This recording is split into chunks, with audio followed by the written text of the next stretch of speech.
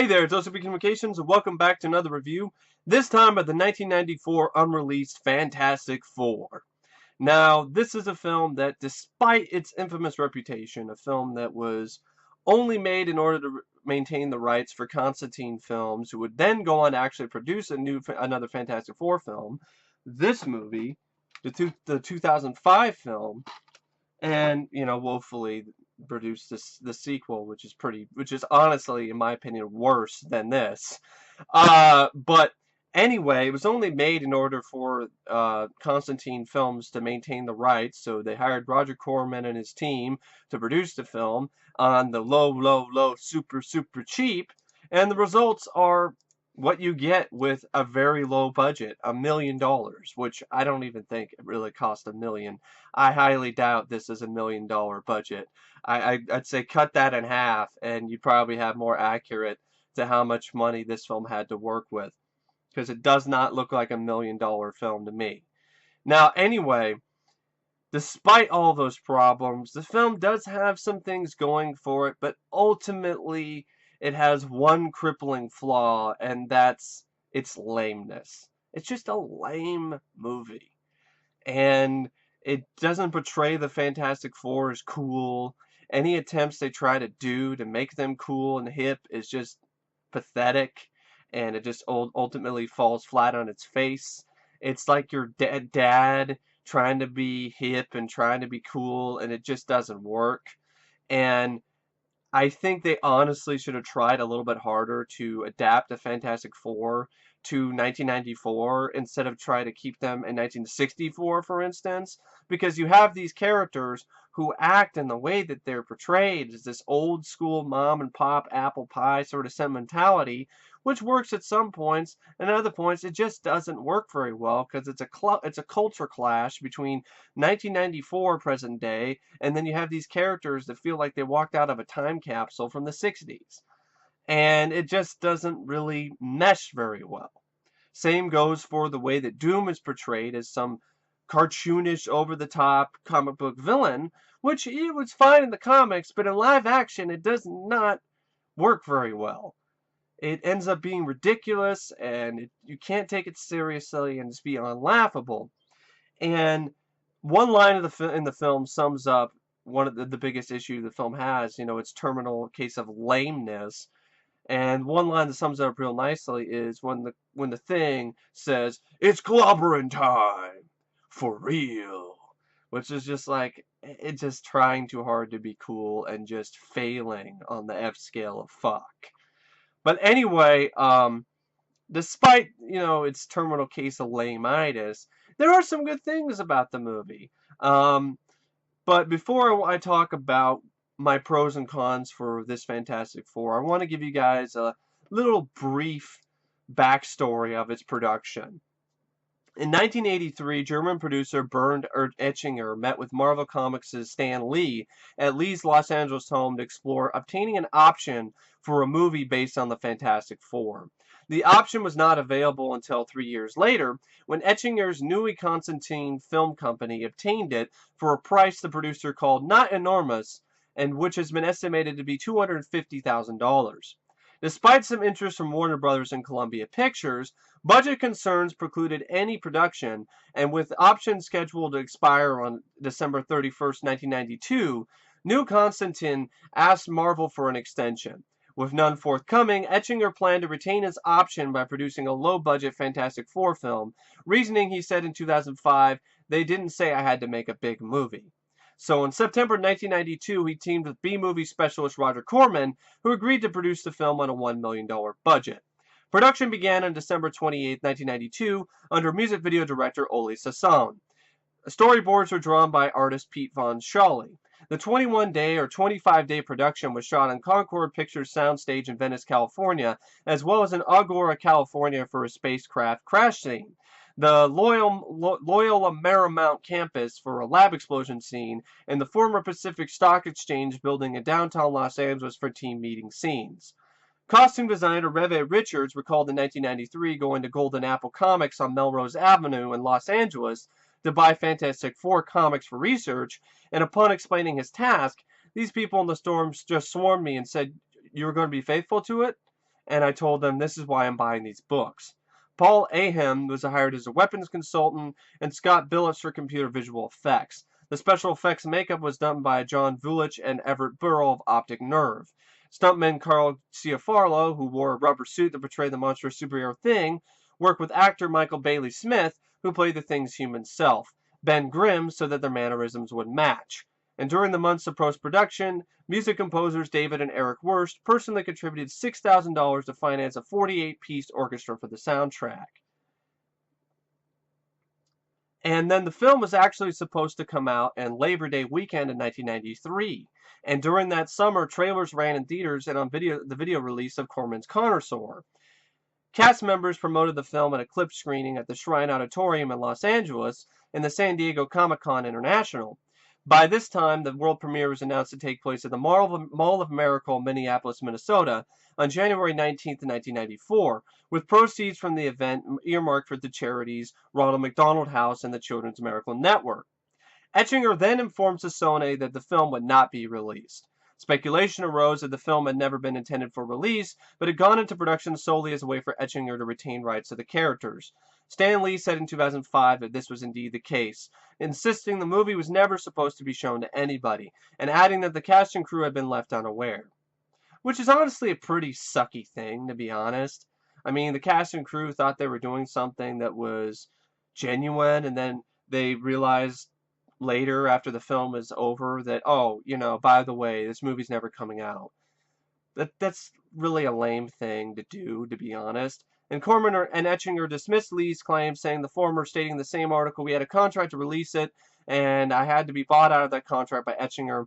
And Etchinger also in that article calls Lee's version of events definitely not true. This is not original intention to make a B movie, that's for sure, but when the movie was there, we wanted to release it. And he said future Marvel film impresario Avi Arad, at this point, 1993, a Marvel executive, Avi Arad Avi Arad calls him up and says, listen, I think what you did was great. It shows your enthusiasm for the movie and the property. And I understand you have invested so much, and Roger's invested so much. But let's do a deal. Because he really didn't like the idea that a small movie was coming out and maybe ruining the franchise. So he says to me that he wants to give me back the money that we spent on the movie and that we should not release it. And Ariad recalled in 2002, while on a trip to Puerto Rico in 1993, a fan noticing Ariad's Fantastic Four shirt expressed excitement over the film's upcoming premiere, of which Arad said he was unaware. Concerned how the low-budget film might cheapen the brand, he said he purchased the film for a couple $1 million in cash, having not seen it and ordered all prints to be destroyed. Etchinger continued negotiations to produce a big-budget adaptation, speaking with directors including Chris Columbus, Peyton Reed, and Sean Astin, and Peter Segal. And after pre-production briefly went underway in 1996, Etchinger and his company, that time called Constantine Film, began production in 2004 of the Fantastic Four, which was estimated with an estimated $90 million budget. And following that film's 2005 release, Etchinger and Constantine then produced the sequel, Rise of the Silver Surfer. So, and then of course the reboot was produced this year, last year, and released this year in 2015. Now, yeah, that's the story of the 1994 Fantastic Four film. The only way people have been able to see it is through a bootleg, and so it's never been officially released. So I did not see an official release, but what I did find was one online that was a little bit more cleaned up than some of the VHS rips that you see flying around. So anyway, the film itself, when it comes to pros, there's one that really stands out for me, and that is the score by Eric and David Wurst. Their name may be Wurst, but their score isn't one of the worst at all. I think the main titles is very uplifting and very heroic, and reminded me a lot of James Horner's scores for The Rocketeer and The Page Master, and it really gives a beating heart to the film. And it's one of the few things about the movie that I will honestly defend. I will defend the main titles of this movie. I think they're actually really well done. But when I first saw this movie, I was expecting to hear James Horner's score for Battle Beyond the Stars, because that was used in the trailer that I remember seeing for this film. you know, for the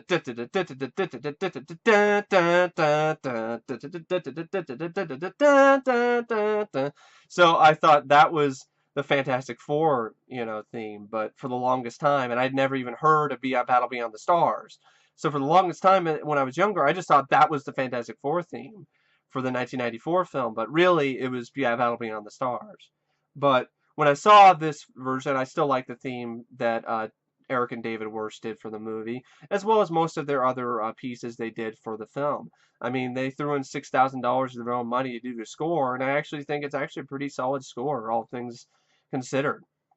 Honestly, I think the score, especially the main titles, are definitely underrated. Now, some other things I liked about the film. I liked Alex Hyde-White's performance as Mr. Fantastic, Reed Richards. I thought his performance was really solid. I thought it was a performance that it definitely did feel like Alex Hyde-White cared about the character and delivered a really competent, really solid performance. Yes, there were moments where it was kind of flat, but that's due to the fact that it was shot in 20, 21, 25 days, and there was probably no time for reshoots or retakes. So the first take is what they went with. So there wasn't really an option for any kind of retakes or anything. For the most part, though, I liked his performance. Um, I thought it was one of the better performances of the film. I also thought Rebecca Staab as Invisible Woman, Sue Storm. I thought she did a decent job as well, and I thought Michael Bailey Smith, he was uneven at times. I mean, there was one particular cringe-inducing acting moment where he goes in and he's talking to the Sue Storm's mother, and he's all like, "Hey, Mrs. Storm, can Johnny and Susan go to space with us?" That was a really terrible acting performance. But other than that, it was solid enough. It wasn't something that was egregiously terrible like some of the other performances, like Jay Underwood, for instance, as the Human Torch, Johnny Storm. But I thought for the most part, Michael Bailey Smith did a decent job. I also really liked the special effects makeup by Optic Nerve of The Thing. I don't think it was as bad as a lot of people made it out to be. This is a film that had barely any budget to work with, and Optic Nerve delivered a pretty cool looking thing. Um, there were times where his mouth didn't move the words that came out of it, but his mouth didn't match the words that came out. It didn't move. I mean, it didn't match the words that came out of it, but it could be a lot worse. I thought it was actually surprisingly good looking for a practical effect. And some of the other practical effects I didn't mind either, like the little bit of Mr. Fantastic's arm stretching, like when he's punching things and stuff like that, I thought was competent and a decent effect. I thought the effects of Sue Storm when she turns invisible were all right, and so there were some decent effects here and there, but um, I even liked the costume design of Doctor Doom. I thought the look of the Doctor Doom costume and the suit was good, and it was the closest to the comic book that honestly I have seen in a film. I mean, even the 2005 film didn't get it absolutely right. Here, it's exactly like it was in the comic, and it's still the closest to the comic book roots that there is on film. I just wish the performance by Joseph Culp was a lot better and didn't suck. But yeah, I like the look of Doctor Doom regardless. Um, so yeah, there were some things about it that weren't that bad. I like some of the scenes I liked a lot of the scenes with the Thing. I enjoyed the scenes where he's clobbering henchmen, and I liked the sequence where he goes out on his own and is trying to live by himself on the streets, and it had this sort of dark man sort of vibe to it where he feels he's a freak, and I like a little bit of the outsider elements that these sequences have, and I didn't mind those sequences, and I didn't mind the prologue in the beginning, developing Reed's relationship with Ben while he was in college, and also relationship with Von Doom, which once again I didn't mind the way it was written there, but the performance by Joseph Culp, who I like to call and my friends like to call White Lou Diamond Phillips, is really awful in and really one note and hammy in other aspects. He was very flat as Victor Von Doom, but as Doom he's just too animated and too over the top.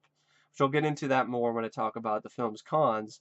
But I thought for the most part I liked a little bit of the prologue dealing with Colossus and all of this. When Colossus is basically the cosmic rays that they end up getting exposed to, which gives them their powers.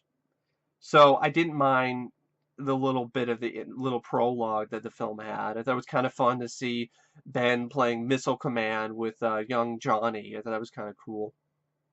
And the actress who plays young Susan Storm, she was in Addams Family Values as the blonde girl who is such a bitch to Wednesday, and she ends up getting her comeuppance at the school play. It's the same actress.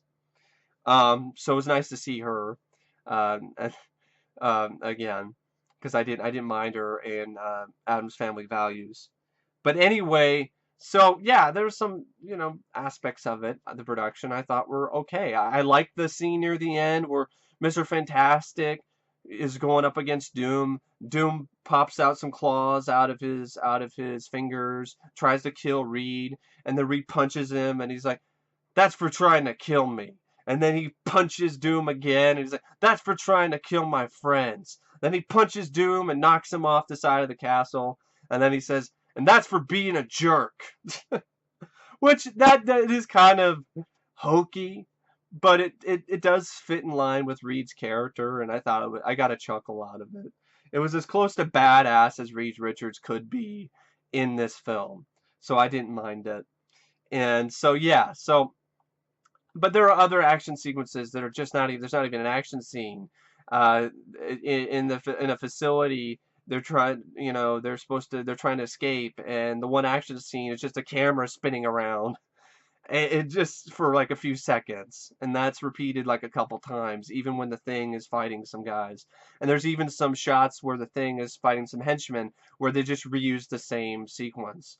So you can definitely see that the film has really low production values, and that definitely does hurt the movie. But yeah, I mean, and I didn't mind the little bit of the quaint small town sort of mom and pop apple pie sort of values of the film. I mean, there were moments where it was groan inducing, but there's other moments where it was endearing. It definitely it made me smile. I have to admit I should have found the scene where Sue Storm's mom calls them the Fantastic Four lame, but actually when I saw that scene, it gave me a little bit of some chills a little bit because I just thought it was, it was nice and sentimental and it was nice to there was definitely a heart behind what was said there. And it definitely does show in this film. It does show that they actually cared. It doesn't feel like a film that, yeah, it was made just to keep the rights, but it doesn't feel like that, and it doesn't look like that, to be honest. It looks like a film that tried to do the best it could despite all these problems and a lack of a budget and a lack of care by the producers, and it still has, at least looks like it tried. Ultimately, for me, it failed, but at least it tried. And that is something that definitely does show in this film. Now, another thing that, so yeah, so those are things that I thought worked for this Fantastic Four. Now we get into the cons, and one big one for me is that the director, Oley Sassone, and the writers, who I guess, I don't know, the writer, I'm trying to remember who, like, it's not even telling me who wrote this. Like, it's not even, there's not even on Wikipedia, it's not even giving you an answer to who wrote the film. So, is Alan Smithy? Did Alan Smithy write this movie? I'm just going on IMDb real quick to make sure, to see if I can find. Okay, Craig J. Nevius and Kevin Rock. Okay, Craig J. Nevius and Kevin Rock wrote the screenplay. And it feels like they wrote two different movies. It feels like they wrote a movie that was fairly interesting and somewhat entertaining with the Fantastic Four and Doctor Doom. And another one that's boring and shitty and sucks dick, starring the jeweler and his henchmen, and he's trying to steal a diamond, and he's also trying to find a queen, which ultimately happens to be Alicia Masters, who is played by this actress named Kat Green in this film, who's another negative for me, another con, because she can't act. She is so wooden in this. It's just, oh man, it's unbelievable. Her acting in this is just about as has about as much life to it as the plaster sculptures that she makes in this movie. It's that lifeless.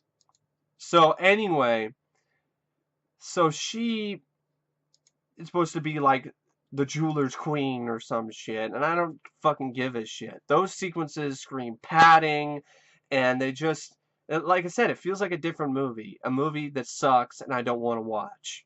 Now, the movie with Fantastic Four and Doctor Doom, it has its problems, but it's at least somewhat watchable. But the shit with the jeweler is crappy, and then the stuff with Doom's henchmen is just as crappy.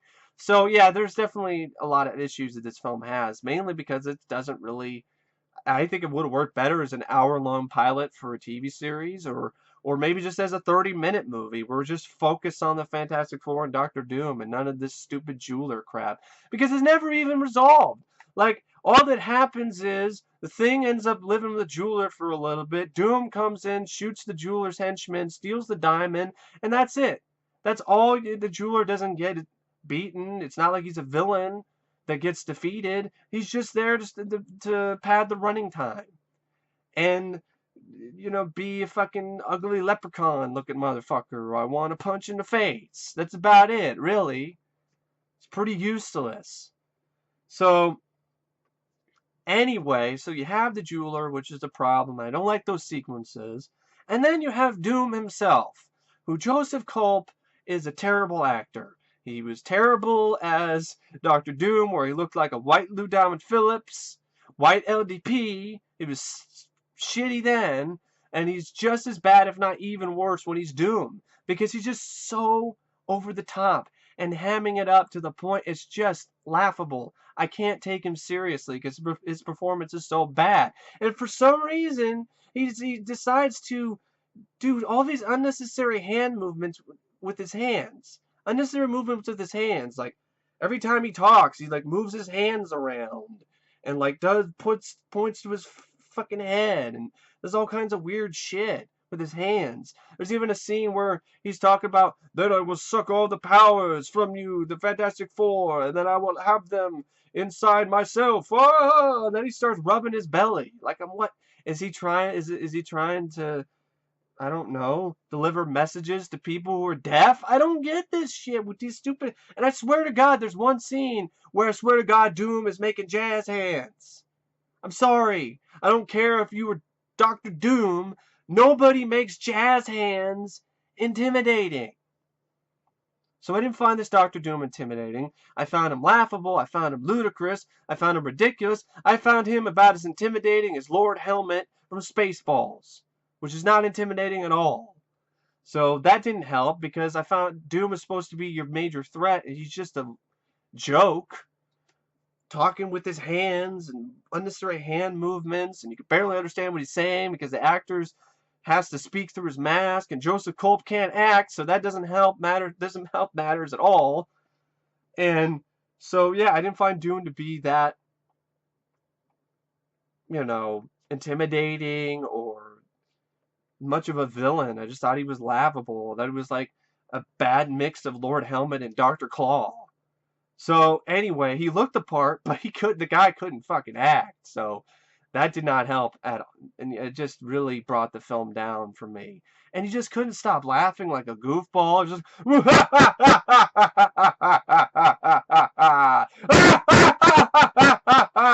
it's like, what works in a comic book panel or in a cartoon does not translate to live action.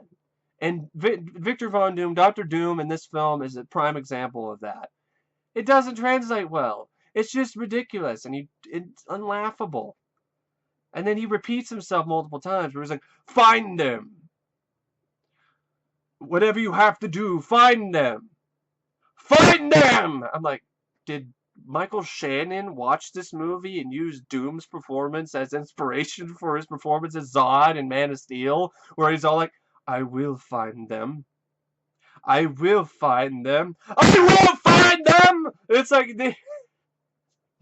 whenever I think of that scene, it just cracks me up. I'm just saying, it's the same shit. It's the same over-the-top, silly performance. I didn't find Zod intimidating in Man of Steel, and I didn't find Doom intimidating in this movie either. So yeah, Victor Von Doom, Dr. Doom, big disappointment because he looks the part, but the actor can't act worth a damn. So that really hurts the film for me. And then you have really lame attempts at humor, like the whole scene where the Fantastic Four is being held captive and some doctor's trying to give them blood tests. It's a really cringe-inducing sequence that just makes you groan and makes you facepalm throughout the entire sequence.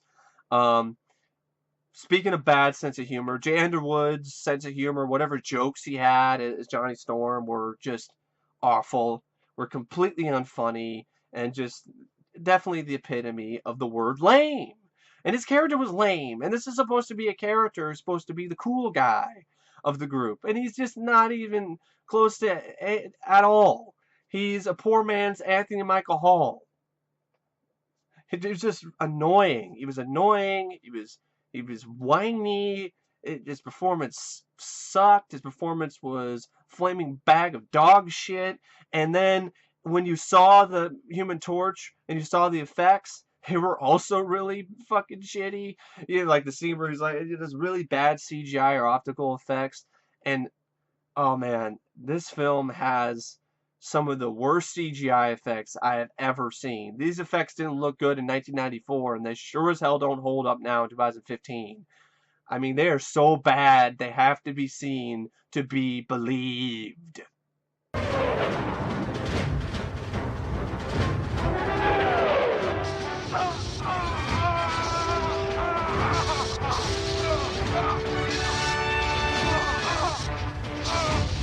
You see what I'm talking about? I mean, that is absolutely horrible. It's like they're trying to do, I'm like, why did you do CGI? Why don't you just do a cartoon or animate it or something? That would at least look better than some CGI that's made on a low budget computer for like 50 cents. I mean, that's what it looks like. It is so bad. So anyway, I mean, I've seen Commodore 64 games with better graphics than that shit. So yeah, it was just that CGI sequence is really, really shitty. But yeah, I mean, some really bad effects. I mean, the rocket ship that they have looks like a fucking kite. You have the sequences where they get exposed to cosmic rays, just like Oley Sassone just shot the inside of a kaleidoscope for that sequence. Uh, and and the visual optical effects of Doom's lair, like where he's just sitting in his throne, is just so awful to look at. Like the flames are just, it just looks really bad.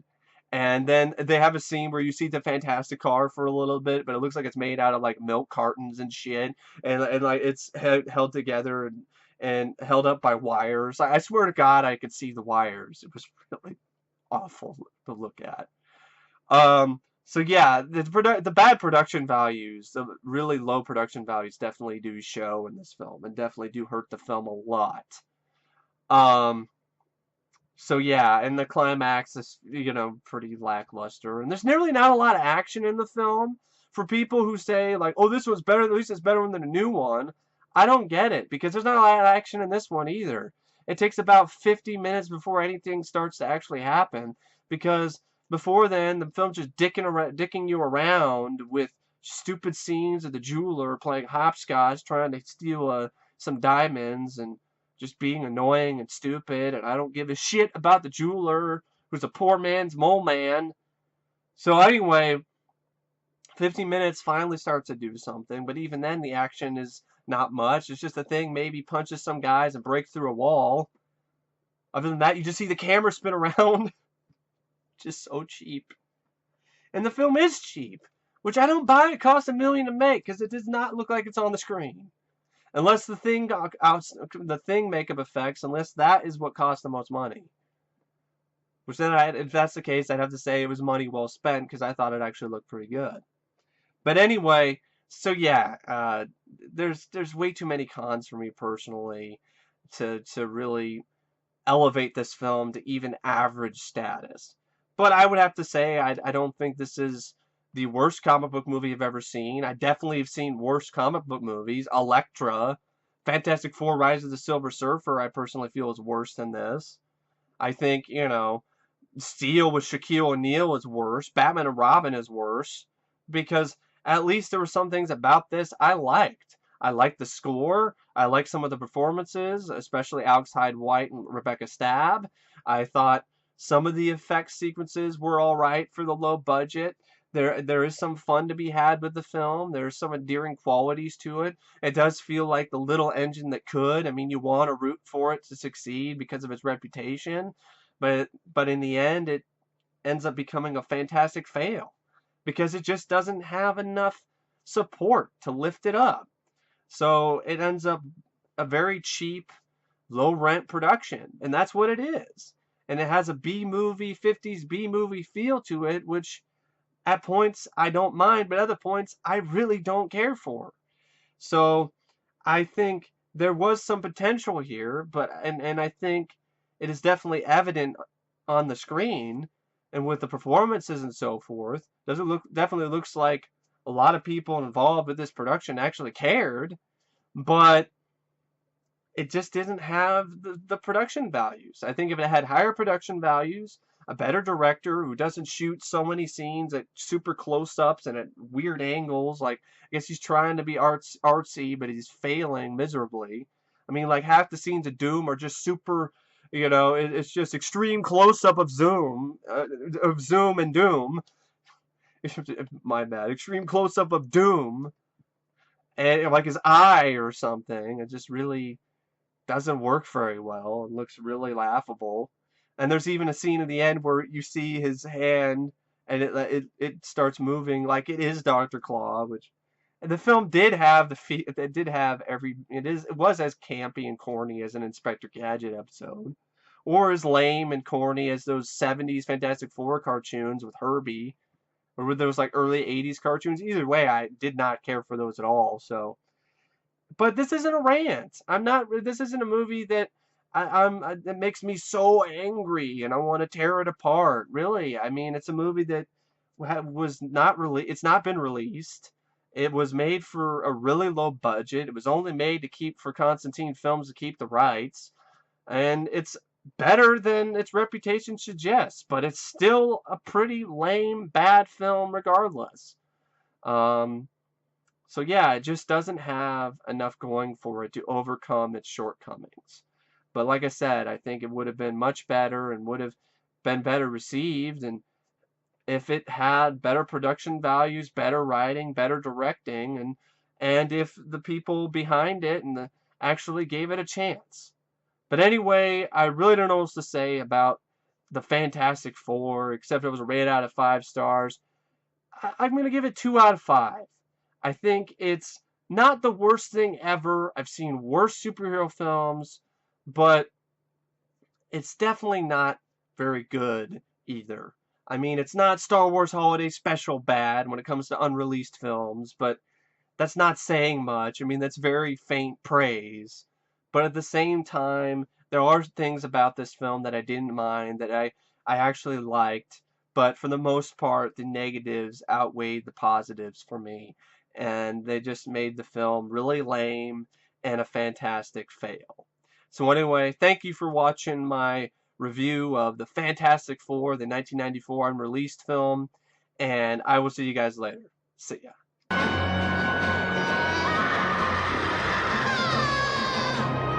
Pitiful.